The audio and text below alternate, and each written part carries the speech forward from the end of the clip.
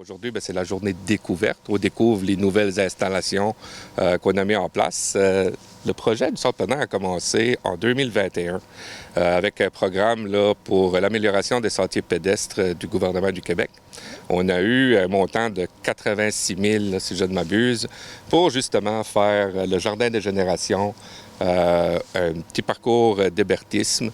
Aussi, on en a profité pour baliser un bel abri à la fin du parcours. C'est un petit sentier de 2 km, mais aussi la partie jardin des générations, qui est à peu près 500 mètres, aucun dénivelé. Ça peut être accessible personnes à mobilité réduite, personnes avec de la difficulté, cannes, marchettes. Ça peut être fait.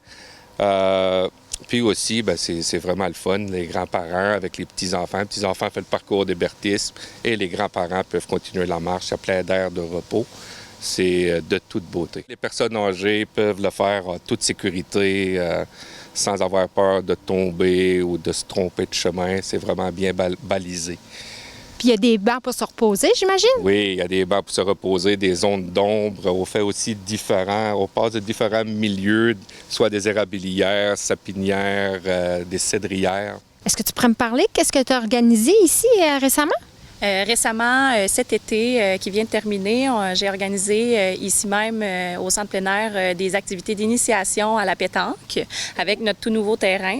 Puis je dois dire que ça a vraiment été populaire auprès de la population. Là, il y a un bon groupe de citoyens maintenant qui jouent là, quasiment tous les jours, à chaque fois qu'il fait beau. Le parcours d'hébertisme, en fait, là, c'est un sentier qui est adapté pour les jeunes. Puis il y a des petites installations, des bûches, des bouts de bois, des filets. Donc vraiment très ludique là, pour se promener. Prochainement, je crois que tu as une activité d'organiser.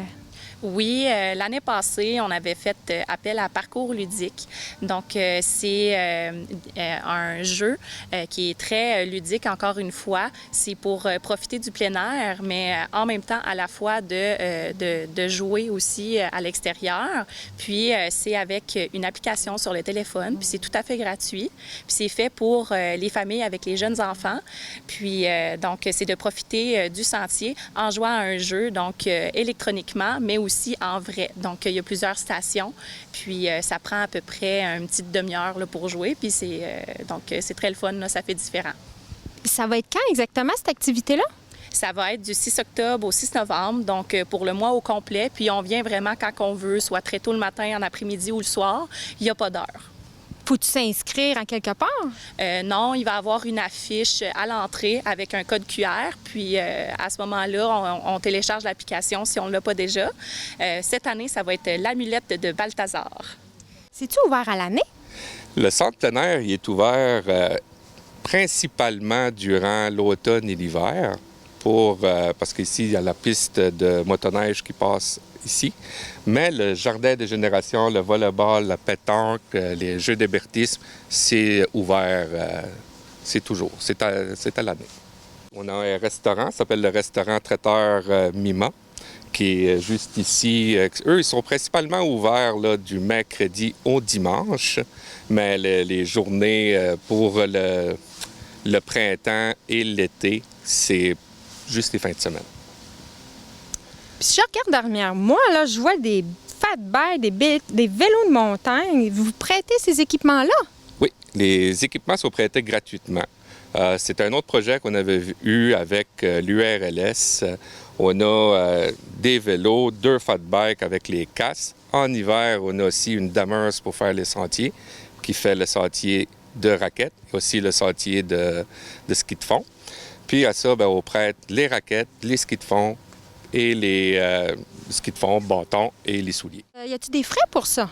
Aucun frais. C'est gratuit. Fait que j'arrive ici avec ma famille, puis on fait juste s'enregistrer, puis ils nous passent les équipements. C'est ça. Une pièce d'identité, on remplit un formulaire et on est prêt à profiter des lieux. Mais si jamais vous avez des idées, soit pour l'hiver, communiquez avec le département des loisirs, soit moi ou Éric, le directeur aux loisirs, par courriel ou par téléphone à la municipalité.